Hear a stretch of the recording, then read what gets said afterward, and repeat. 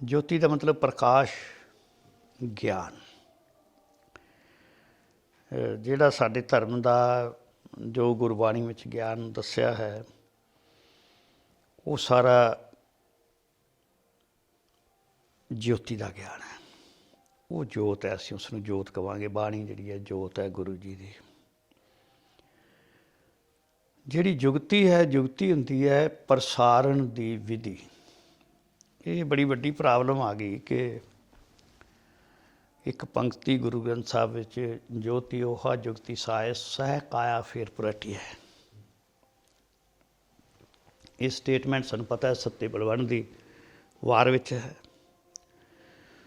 हुण इत्थे की सी कि उन्होंने कहा कि ओही विधि है ते ओही ज्ञान है जिहड़ा गुरु नानक देव जी कोल सी ओही लैणे कोल है। ना तो वो वखरा ज्ञान लैके आए ने ते ना ही उन्होंने गुरु नानक देव जी की जिहड़ी प्रचार की विधि सी उहदे च कोई फर्क पाया है। क्योंकि की है भगत विच ते गुरु च वड्डा अंतर कित्थे है। भगत ज्योति स्वरूप है, ज्योति पक्षों पूर्ण है, जुगती पिछों नहीं। जुगती वाले पक्ष तो उसनूं असीं गुरु वर्गा नहीं मानते, ज्योति वाले पासों असीं मानते हैं। हुण ज्योति जिहड़ी है वो बाणी है। भगत बाणी सानूं गुरु दी बाणी ते भगत बाणी में सानूं कोई अंतर नहीं दिसदा, क्योंकि वो इक्को ज्योति है। जुगती अधिकार है, दैवी अधिकार। एक चैप्टर क्रिश्चियनिटी विच है, ईसा दे जिहड़े ने दैवी अधिकार वाले उपदेश ते एक चिक है दैवी अधिकार वाले कम। जिहड़े गुरु महाराज ते भगत ने उन्हां विच वड्डा अंतर है। भगतां दे कोल पंथ साजण की जुगती नहीं, क्योंकि ये अधिकार उन्होंने रब ने नहीं दिता। इस करके वो कोई पंथ सिरज नहीं सके। हालांकि कबीर जी के चेले कबीर पंथ चलाई फिरते हैं, परंतु कबीर पंथ चला के कोई विलक्षण इहो जिहा पंथ जिवें सिख पंथ गुरु नानक देव जी ने खड़ा करता 10 पातशाहियां ने, कोई उहो जिहा पंथ नहीं हो सिर सके, कोई विलक्षण पंथ नहीं बना सके, क्योंकि उन्हां कोल ये अधिकार नहीं है। ज्ञान है, ज्ञान उन्ना ही उच्चा जिन्ना गुरु नानक देव महाराज को है। गुरु नानक देव जी को की है, उस ज्ञान नूं प्रसारण दी एक कंपीटेंट जुगती है, दैवी इख्तियार है। जुगती नूं तुसीं दैवी इख्तियार कह सकते हो। ये दैवी इख्तियार है कि जिहो जिहा उपदेश किया उहदे अनुरूप बंदे कढ लैणे, उहदे अनुसार पंथ खड़ा कर देना। ये अधिकार है, एक दैवी इख्तियार है जिहड़ा वो गुरु दे कोल है। तो जिहड़ी जुगती है, जिवें असीं देखते हैं भी गुरु नानक देव जी का सारा काम ही जुगती वाला है। सूरज ग्रहण का मेला है, लोगों को इकट्ठे करना है, तो चुल्हा तपा दिता, लोग आपे इकट्ठे हो गए।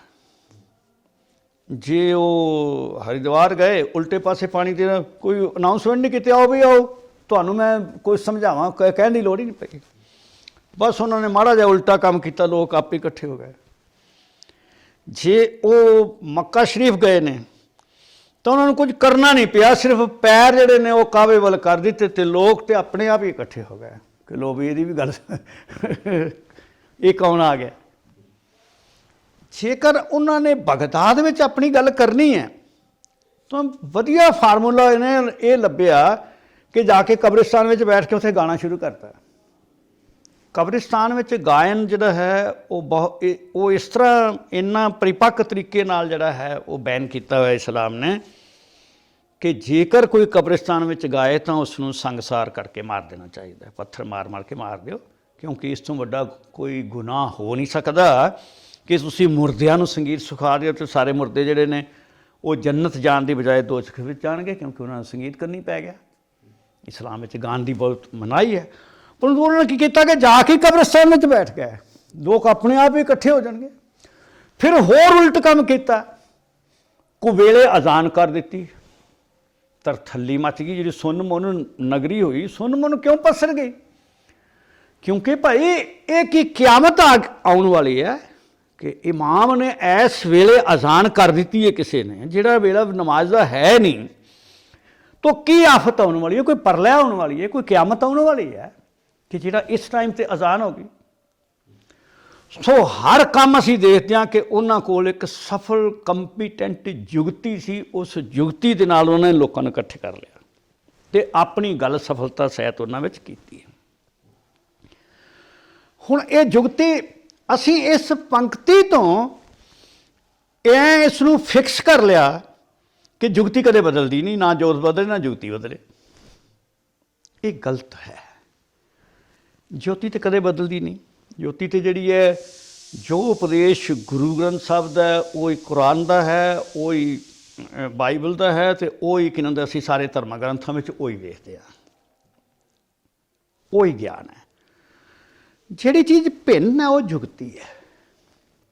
ਜੁਗਤੀ ਹਰ ਧਾਰਮਿਕ ਸਮੁਦਾਇ ਦੀ, ਹਰ ਧਾਰਮਿਕ ਪੰਥ ਦੀ ਜੁਗਤੀ ਆਪਣੀ ਆਪਣੀ ਹੈ, ਵਿਧੀ ਆਪਣੀ ਆਪਣੀ ਹੈ। ਕੋਈ ਕਿਸੇ ਤਰੀਕੇ ਨਾਲ ਕਰਦਾ, ਕੋਈ ਕਿਸੇ ਤਰੀਕੇ ਨਾਲ ਕਰਦਾ।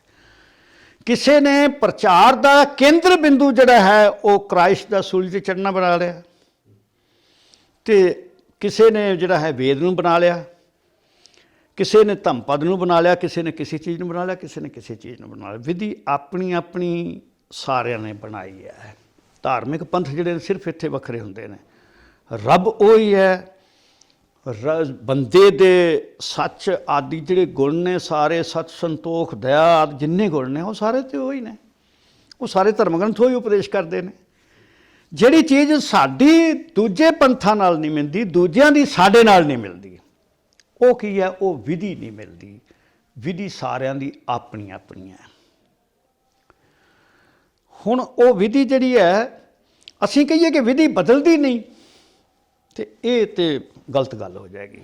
ਜੇ ਵਿਧੀ ਨਾ ਬਦਲਦੀ ਹੁੰਦੀ ਤਾਂ ਫਿਰ ਸਿੱਖ ਪੰਥ 'ਤੇ ਆਉਣ ਦਾ ਕੋਈ ਮਤਲਬ ਹੈ? ਸਿੱਖ ਪੰਥ ਨੇ ਵਿਧੀ ਬਦਲਣੀ ਸੀ ਨਾ। ਓਂਕਾਰ ਉਹੀ ਹੈ, ਰੱਬ ਉਹੀ ਹੈ, ਸਾਰਾ ਕੁਝ ਉਹੀ ਹੈ ਨਾ।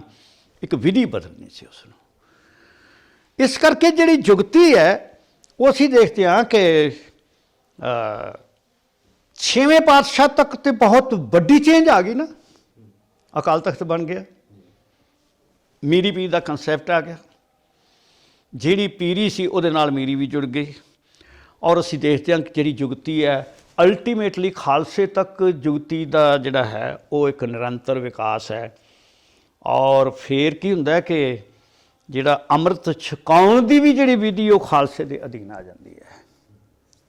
ਜਿਹੜਾ ਅੰਮ੍ਰਿਤ ਛਕਾਉਣਾ ਹੈ ਇਹ ਇੱਕ ਤਰੀਕੇ ਨਾਲ ਜਿਹੜਾ ਅਸੀਂ ਜਦੋਂ ਗੁਰੂ ਸਾਹਿਬ ਵੀ ਛਕਾਉਂਦੇ ਸਨ, ਅੰਮ੍ਰਿਤ ਛਕਾਉਂਦੇ ਸਨ, ਚਰਨਾਮ੍ਰਿਤ ਛਕਾਉਣ ਕੋਈ ਤਰੀਕਾ ਹੋਵੇ, ਉਹ ਇੱਕ ਜੁਗਤੀ ਦਾ ਹਿੱਸਾ ਹੈ।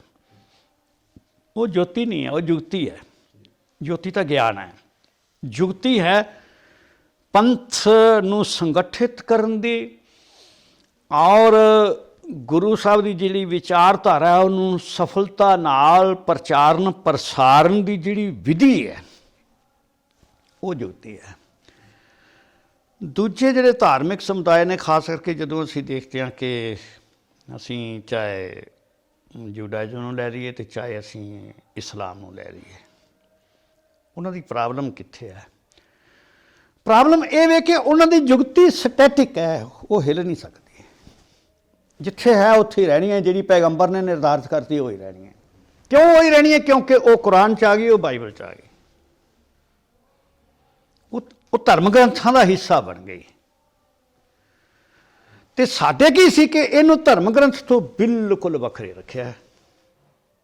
ਕਿਉਂ? ਕਿਉਂਕਿ ਇਸ ਨੂੰ ਜੇ ਤੁਸੀਂ ਧਰਮ ਵਿੱਚ ਉਦੋਂ ਖੜੋਤ ਆ ਜਾਏਗੀ ਪੰਥ, ਧਾਰਮਿਕ ਪੰਥ ਵਿੱਚ, ਜਦੋਂ ਉਹਦੀ ਜੁਗਤੀ ਜਿਹੜੀ ਹੈ ਉਹ ਇਮੂਵੇਬਲ ਹੋ ਗਈ, ਉਹ ਗਤੀਮਾਨ ਨਾ ਰਹੀ। ਸਿੱਖ ਪੰਥ ਦਾ ਦੁਰਭਾਗ ਕਿੱਥੇ ਹੈ ਕਿ ਸਿੱਖਾਂ ਨੇ ਇਹ ਮੰਨ ਲਿਆ ਕਿ ਜੁਗਤੀ ਵੀ ਉਹੀ ਹੈ ਜਿਹੜੀ ਗੁਰੂ ਸਾਹਿਬ ਦੇ ਵੇਲੇ ਸੀ, ਅਤੇ ਜੁਗਤੀ ਵਿੱਚ ਖੜੋਤ ਆ ਗਈ। ਜਦੋਂ ਕਿ ਪੰਥ ਨੂੰ ਗੁਰੂ ਬਣਾਇਆ ਕਿਉਂ ਹੈ? ਪੰਥ ਨੂੰ ਗੁਰੂ ਬਣਾਇਆ ਸੀ, ਪੰਥ ਨੂੰ ਕਿਹੜੀ ਚੀਜ਼ ਦਿੱਤੀ ਸੀ? ਜੁਗਤੀ ਦਿੱਤੀ ਸੀ, ਵਿਧੀ, ਕਿ ਉਹ ਸਮੇਂ ਸਮੇਂ ਦੇ ਹਾਨੀ ਕਰ ਸਕੇ ਜੁਗਤੀ ਨੂੰ। ਵਿਧੀ ਜਿਹੜੀ ਹੈ ਇਹਨੂੰ, ਵਿਧੀ ਨੂੰ ਕਿਤੇ ਸੰਗਲ ਮਾਰ ਕੇ ਬੰਨ੍ਹ ਨਾ ਦੇਵੇ ਇਹ ਜਿਉਂ-ਜਿਉਂ ਵਕਤ ਬਦਲੇ ਉਹਦੇ ਨਾਲ ਇਹ ਮਰਿਆਦਾ, ਜਿਹੜੀ ਮਰਿਆਦਾ ਹੈ ਪੰਥ ਦੀ, ਉਹ ਜੁਗਤੀ ਹੈ, ਉਹ ਜੁਗਤੀ ਦਾ ਹਿੱਸਾ ਹੈ। ਗੁਰੂ ਗ੍ਰੰਥ ਸਾਹਿਬ ਜੋਤੀ ਹੈ, ਔਰ ਜਿਹੜਾ ਪੰਥ ਹੈ, ਪੰਥ ਕੋਲ ਅਧਿਕਾਰ ਜੁਗਤੀ ਦਾ ਹੈ। ਗੁਰੂ ਗ੍ਰੰਥ ਤੇ ਗੁਰੂ ਪੰਥ ਦੀ ਜਿਹੜੀ ਗੁਰਤਾ ਹੈ ਉਹ ਇੱਥੇ ਹੀ ਜਿਹੜੀ ਹੈ ਉਹ ਇੱਕ ਦੀ ਗਿਆਨ ਦੇ ਖੇਤਰ ਵਿੱਚ ਹੈ। ਗਿਆਨ ਨਹੀਂ ਬਦਲ ਜਾ ਸਕਦਾ, ਉਹ ਗੁਰੂ ਗ੍ਰੰਥ ਸਾਹਿਬ ਵਿੱਚ ਹੀ ਰਹਿਣਾ ਹੈ। ਤੇ ਦੂਜਾ ਜਿਹੜਾ ਹੈ ਜੁਗਤੀ ਨੇ, ਵਿਧੀ ਨੇ ਬਦਲਣਾ ਹੀ ਬਦਲਣਾ ਹੈ। ਇਹਨੂੰ ਰਿਵਿਊ ਕਰਨ ਵਾਸਤੇ, ਸਮੇਂ ਦਾ ਹਾਣੀ ਬਣਾਉਣ ਵਾਸਤੇ ਗੁਰੂ ਸਾਹਿਬ ਨੇ ਉਹ ਖਾਲਸਾ ਪੰਥ ਜਿਹੜਾ ਉਹਨੂੰ ਜੁਗਤੀ ਦਿੱਤੀ ਹੋਈ ਹੈ। ਬਖਸ਼ ਕੀਓ ਖਾਲਸ ਕੋ ਜਾਮਾ, ਖਾਲਸ ਹੀ ਸੋ ਹੈ ਮਮ ਕਾਮਾ, ਬਖਸ਼ ਕੀਓ ਖਾਲਸ। ਸਾਰੇ ਜਦੋਂ ਅਸੀਂ ਪੁਰਾਣੇ ਗ੍ਰੰਥ ਪੜ੍ਹਦੇ ਹਾਂ ਤੇ ਗੁਰੂ ਸਾਹਿਬ, ਗੁਰੂ ਗੋਬਿੰਦ ਸਿੰਘ ਮਹਾਰਾਜ ਜੀ ਨੂੰ ਜਦੋਂ ਸਿੱਖ ਪੁੱਛਦੇ ਨੇ ਕਿ 9 ਪਾਤਸ਼ਾਹੀਆਂ ਤਾਂ ਦੱਸ ਜਾਂਦੀਆਂ ਸੀ, ਅੱਗੇ ਕੌਣ ਹੋਵੇਗਾ ਤੁਸੀਂ ਦੱਸੋ। ਤੇ ਉਹ ਕਹਿੰਦੇ ਸੀ ਵੀ ਸਾਡਾ ਜਿਹੜਾ ਸਰੀਰ ਹੈ ਉਹ ਖਾਲਸਾ ਪੰਥ ਵਿੱਚ ਹੈ, ਬਖਸ਼ ਕੀਓ ਖਾਲਸ ਕੋ ਜਾਮਾ। ਜਿਹੜਾ ਸਰੀਰਕ ਕੰਮ ਹੈ, ਜਿਹੜੀ ਜੁਗਤੀ ਹਮੇਸ਼ਾ ਸਰੀਰ ਕੋਲ ਹੋਵੇਗੀ, ਜੁਗਤੀ ਗ੍ਰੰਥ ਕੋਲ ਨਹੀਂ ਹੋ ਸਕਦੀ। ਜਿਹੜੀ ਜੁਗਤੀ ਗ੍ਰੰਥ ਵਿੱਚ ਸਥਿਤ ਕਰ ਦੇਣਾ ਔਰ ਗੁਰੂ ਗ੍ਰੰਥ ਸਾਹਿਬ ਕੇਵਲ ਇੱਕ ਗੁਰੂ ਗ੍ਰੰਥ ਸਾਹਿਬ ਨੂੰ ਗੁਰੂ ਬਣਾ ਦੇਣਾ, ਉਹ ਬਹੁਤ ਵੱਡੀ ਉਕਾਈ ਹੈ, ਜਿਹਦੇ ਵਿੱਚ ਪੰਥ ਦਾ ਵਿਚਾਰ ਧੁੰਦਲਾ ਹੋ ਗਿਆ, ਔਰ ਵਿਚਾਰ ਧੁੰਦਲਾ ਹੋਣ ਕਰਕੇ ਪੰਥ ਕਮਜ਼ੋਰ ਹੋ ਗਿਆ, ਪੰਥ ਦੀ ਭਾਵਨਾ ਹੀ ਖਤਮ ਹੋ ਗਈ ਹੈ। ਜਦੋਂ ਅਸੀਂ ਪੜ੍ਹਨੇ ਆਗਿਆ ਭਈ ਅਕਾਲ ਕੀ ਤਵੇ ਚਲਾਇਓ ਪੰਥ, ਇਹ ਅਸੀਂ ਇਹ 3-4 ਸੰਕਲਪ ਨੇ ਜਿਹੜੇ ਅਸੀਂ ਅਸਲ ਵਿੱਚ ਕੀ ਅਸੀਂ ਇਹਨੂੰ ਸੋਚਦੇ ਹਾਂ ਅਰਦਾਸ ਹੈ। ਇਹ ਅਰਦਾਸ ਨਹੀਂ ਹੈ। ਅਰਦਾਸ ਤਾਂ ਹੋ ਗਈ ਨਾਨਕ ਨਾਮ ਚੜ੍ਹਦੀ ਕਲਾ ਤੇਰੇ ਭਾਣੇ ਸਰਬੱਤ ਦਾ ਭਲਾ, ਇਹ ਅਰਦਾਸ ਖਤਮ ਹੋ ਗਈ। ਉਸ ਤੋਂ ਬਾਅਦ ਗੁਰੂ ਗ੍ਰੰਥ ਸਾਹਿਬ ਦੀ ਹਜ਼ੂਰੀ ਵਿੱਚ ਸੰਕਲਪ ਲਏ ਜਾਂਦੇ ਹਨ। ਇੱਕ ਸੰਕਲਪ ਕੇ ਅਕਾਲ ਦੀ ਆਗਿਆ ਨਾਲ ਪੰਥ ਪ੍ਰਗਟ ਹੋਇਆ ਹੈ। ਗੁਰੂ ਗ੍ਰੰਥ ਸਰੀਰਕ ਗੁਰੂ ਹੈ, ਗੁਰੂ ਗ੍ਰੰਥ ਜੋਤ ਸਵਰੂਪ ਗੁਰੂ ਹੈ, ਔਰ ਜਿਹੜਾ ਖਾਲਸਾ ਪੰਥ ਹੈ ਇਹ ਗੁਰੂ ਦਾ ਸਰੀਰ ਰੂਪ ਗੁਰੂ ਹੈ। ਔਰ ਤੀਜਾ ਕੀ ਹੈ ਕਿ ਇਸ ਨੇ ਰਾਜ ਕਰੇਗਾ, ਖਾਲਸਾ ਜਿਹੜਾ ਹੈ ਇਹ ਇਸ ਦਾ ਲਕਸ਼ ਹੈ। ਇਹ ਸਾਰੀਆਂ ਚੀਜ਼ਾਂ ਜਿਹੜੀਆਂ ਨੇ ਇਹ ਸਾਡੇ ਸੰਕਲਪ ਸਨ। ਤੋ ਜਿਹੜਾ ਗੁਰੂ ਪੰਥ ਹੈ, ਪੰਥ ਕੋਲ ਜੁਗਤੀ ਹੈ। ਕਿਹੜੀ ਜੁਗਤੀ ਹੈ? ਗੁਰੂ ਗ੍ਰੰਥ ਸਾਹਿਬ ਦੇ ਬਚਨ ਪ੍ਰਕਾਸ਼ਿਤ ਕਰਨ ਦੀ।